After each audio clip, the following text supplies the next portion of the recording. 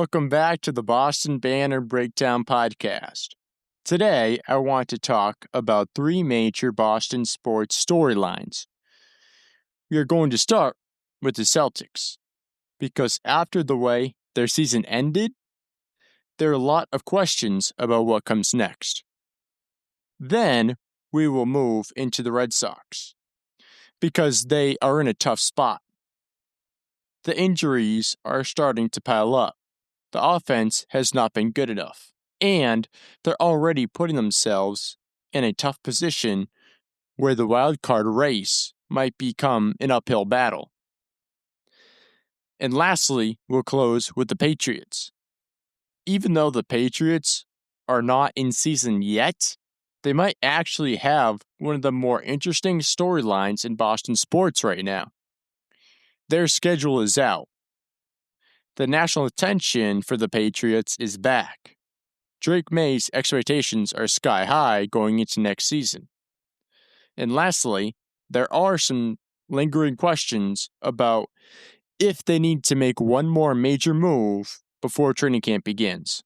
So let's start with the Boston Celtics. The Celtics season ended in a way that changes the entire conversation around this team. Boston lost a 3-1 series lead to the Sixers in the first round. That kind of playoff loss forces questions. It doesn't matter how good you were in the regular season.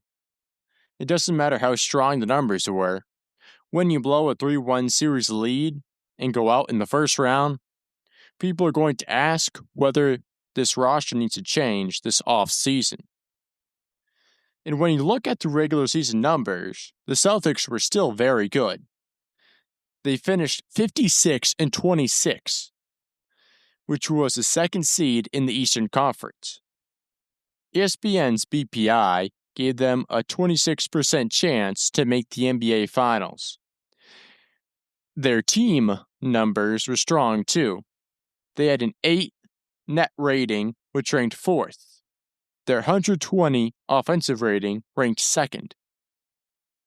Their 111 defensive rating ranked 4th. And 46% of their field goal attempts came from 3, which ranked 4th. So this wasn't a bad basketball team. This wasn't a team that just snuck into the playoffs. This was still one of the better teams in the NBA. But that is also why the first round exit hurts a lot. Because when you have a team with this kind of regular season profile, the expectation is to make an NBA Finals run. And Boston didn't do that. That's why this offseason feels very critical for the Celtics. The Celtics are not just asking, how do we get better? They're asking a bigger question. Can this core be trusted to win another NBA Finals championship? And that brings us to one of their stars, Jaylen Brown. Jaylen Brown is probably going to be one of the biggest Celtics talking points this offseason. And honestly, that's not surprising. When a team with championship expectations loses in the first round, the top players, Jaylen Brown and Jason Tatum, are always going to be discussed. There has already been trade rumors around Jaylen Brown. NBC Sports Boston said that he is a trade name to watch this offseason. He is also extension eligible on July 26th, and the number being discussed is a 2-year, $142 million extension. So the Celtics have a big decision to make with him. Do they keep building around Jaylen Brown and Jason Tatum, or do they explore the trade market for Jaylen Brown? Also, they can wait and see what kind of superstars become available this offseason. My take, I would not rush to trade Jaylen Brown unless the Celtics are getting a superstar in return. Rumors are expected after a first-round playoff collapse. That does not mean trading him is automatically the right move. Sometimes fans hear trade rumor and immediately think the team has to do something major. But the Celtics have to be careful. Jaylen Brown is still one of the best wings in the NBA. He recently made second team All-NBA for this past regular season. He can score, he can defend, he has playoff experience, he has been through big moments in Boston. So if you're removing him, it cannot be just because people are frustrated. It has to be to make your team an NBA Finals contender. That is a key phrase for me.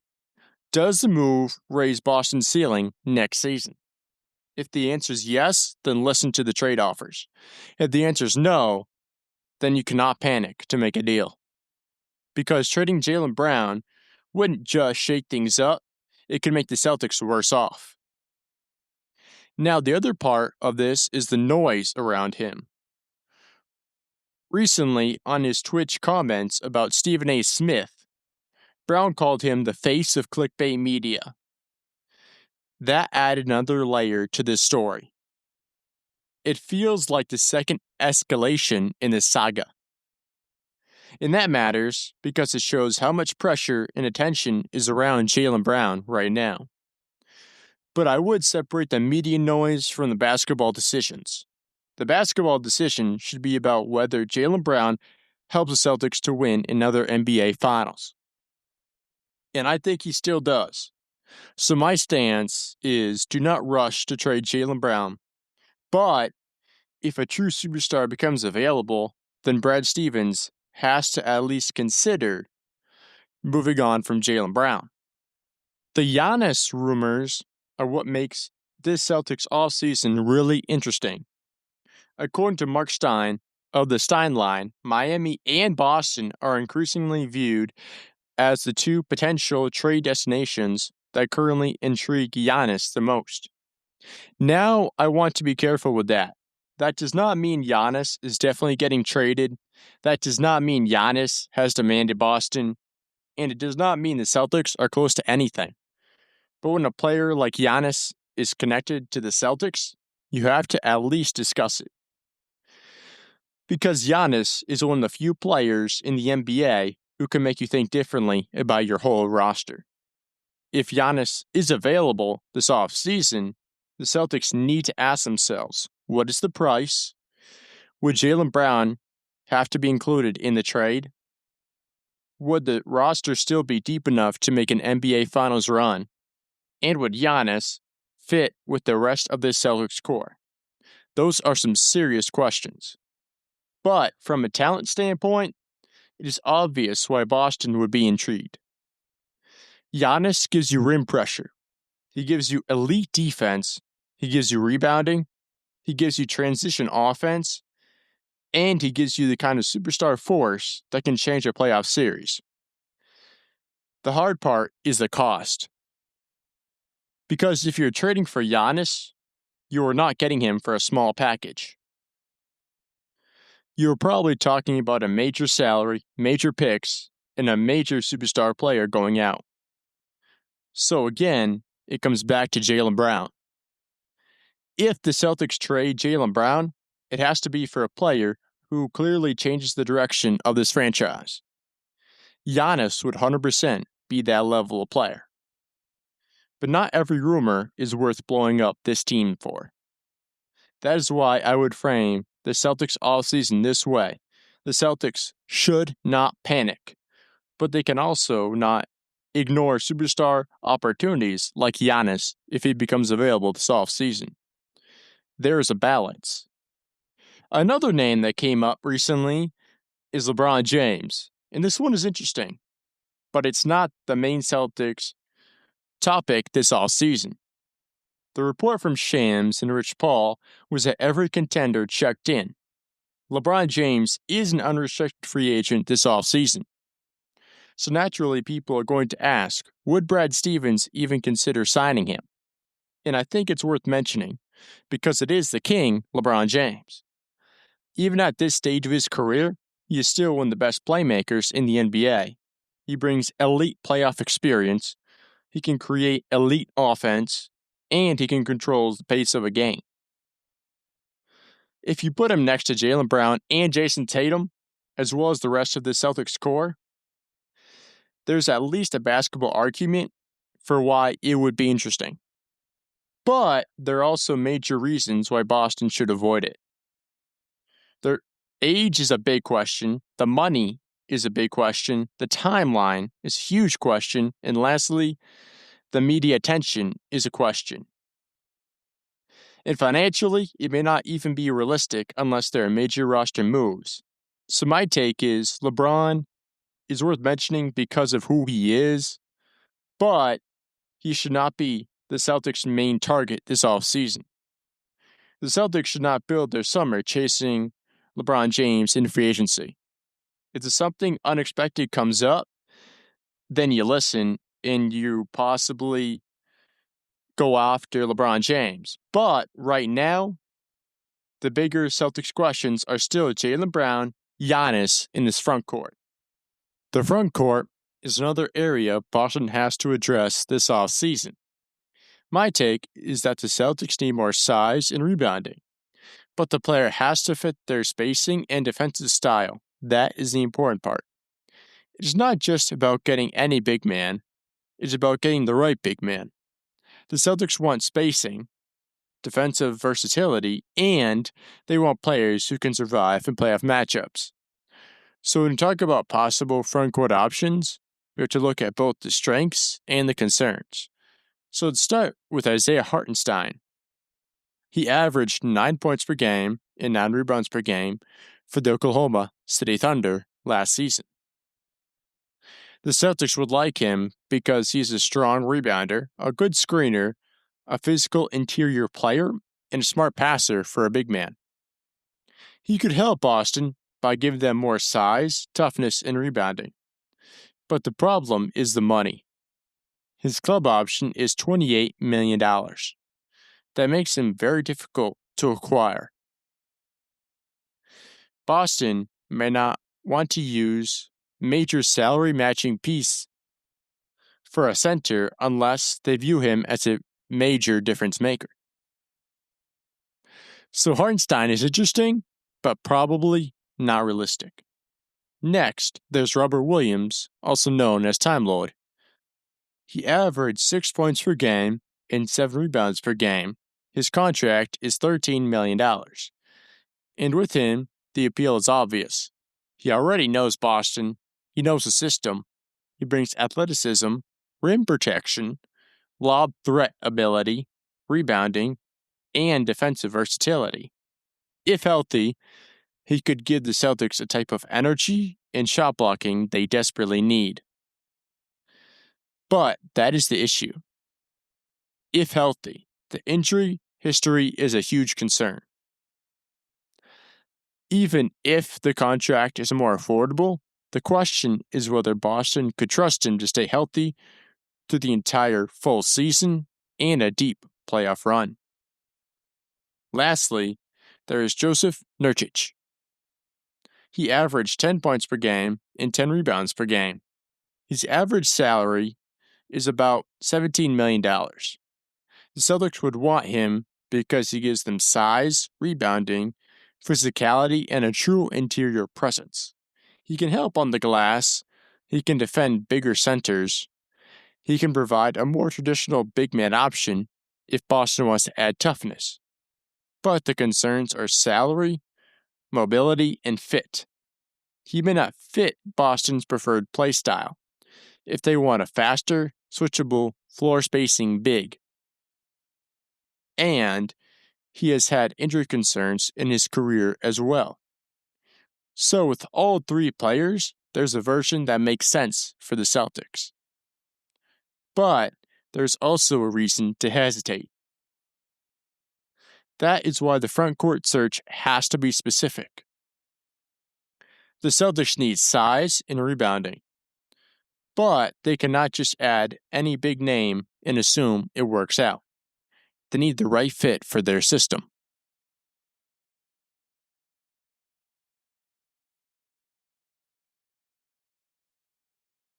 So for the Celtics, I would look at the offseason in 3 key parts. First, what do they do with Jaylen Brown? Second, do they seriously pursue a superstar if one becomes available? And third, how do they improve the front court without losing their identity? This is still a very talented team. But after blowing a 3-1 lead in the first round, the Celtics cannot just run it back next season. They need answers, but they should not panic. Next, let's discuss the Boston Red Sox.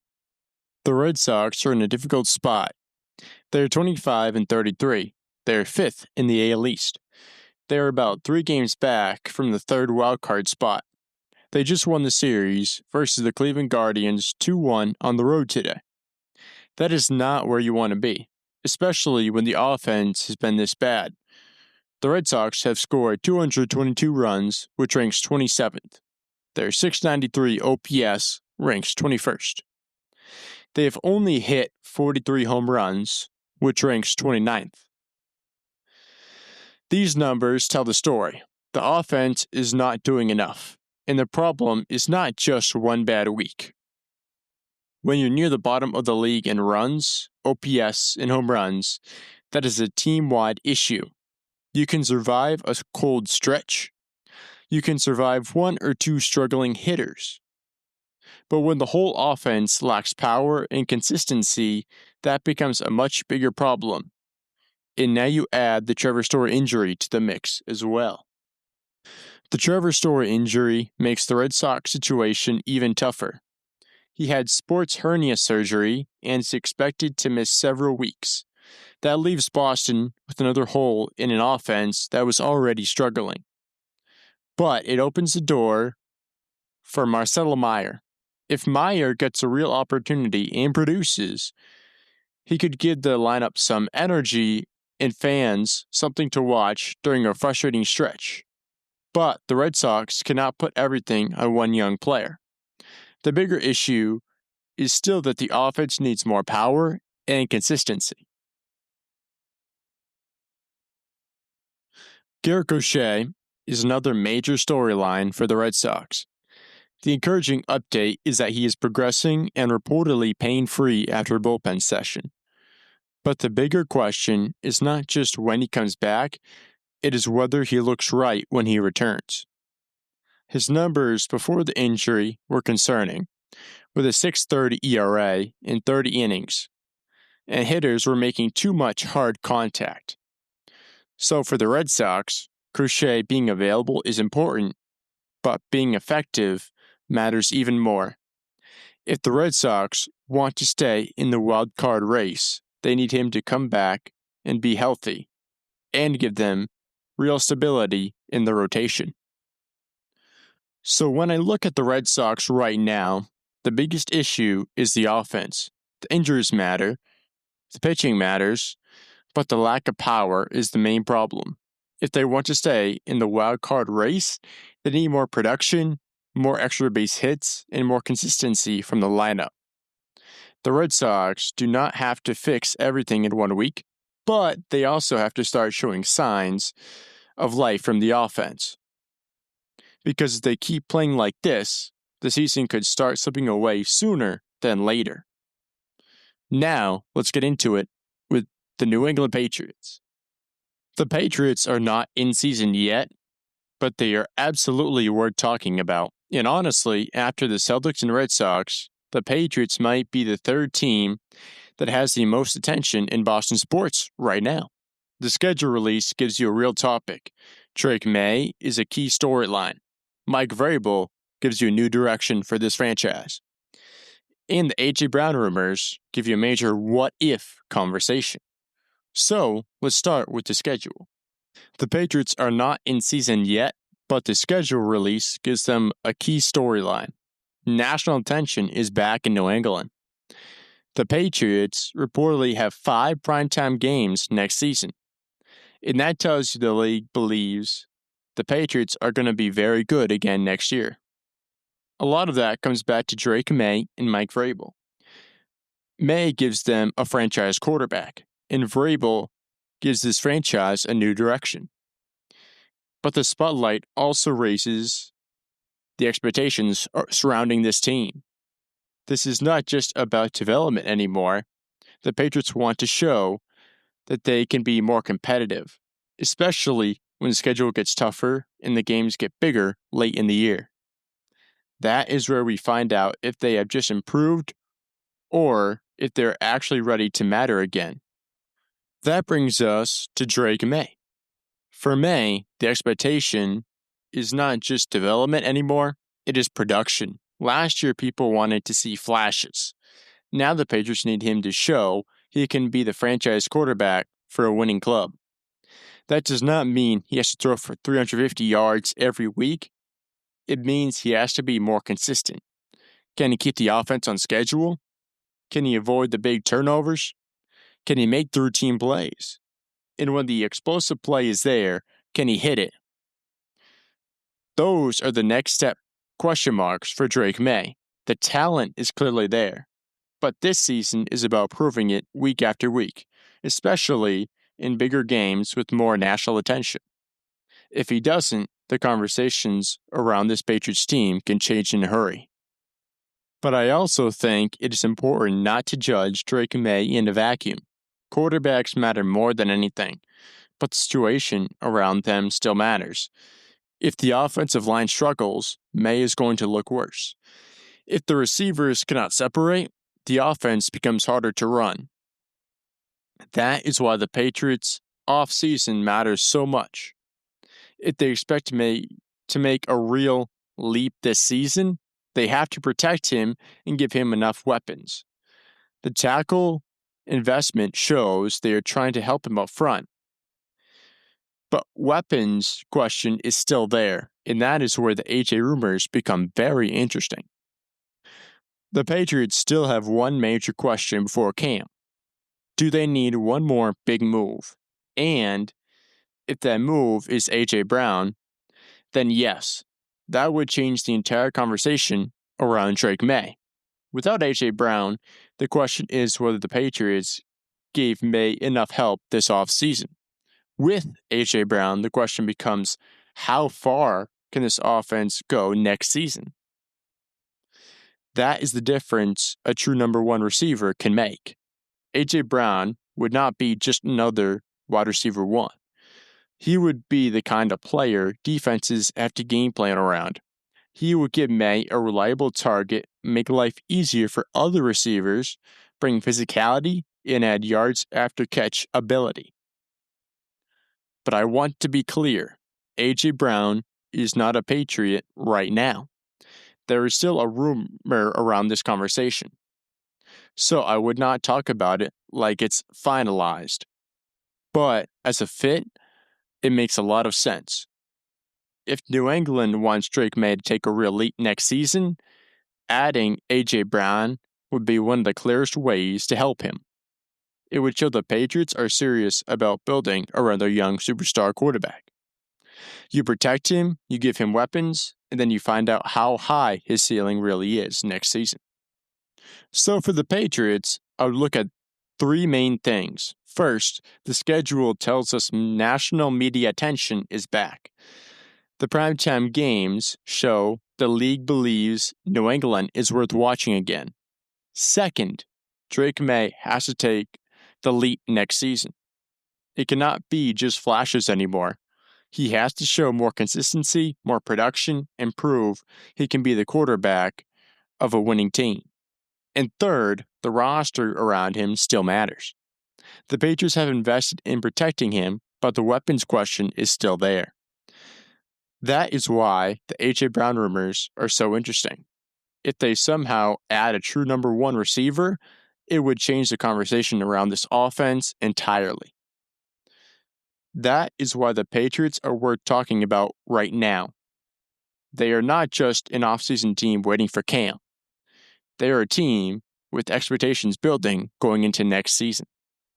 So that is where things stand with the three major Boston sports storylines. The Celtics are facing a huge offseason after blowing a 3-1 series lead to the Sixers. They have to figure out what to do with Jaylen Brown, monitor the Giannis situation, be realistic about LeBron, and improve the front court without losing their identity. The Red Sox are in a tough spot. They are last in the AL East, and the offense has been near the bottom of the league. Trevor Story is hurt, Marcelo Mayer could get a bigger opportunity, and Garrett Crochet's health and mechanics are still something to watch when he returns. And then the Patriots are suddenly back in the spotlight. Their schedule is out, Drake Maye's expectations are rising, and the A.J. Brown rumors give them one of the most interesting what-if storylines in Boston sports right now. So across all three teams, the theme is pretty clear. Boston sports is not quiet. The Celtics have major offseason decisions. The Red Sox need to fix their offense quickly. And the Patriots are trying to prove they are ready to matter again. Every team has question, every team has pressure. And over the next few weeks, we may start getting some real answers. That is going to do it for this episode of Boston Banner Breakdown. Thank you for listening, and I will see you next time.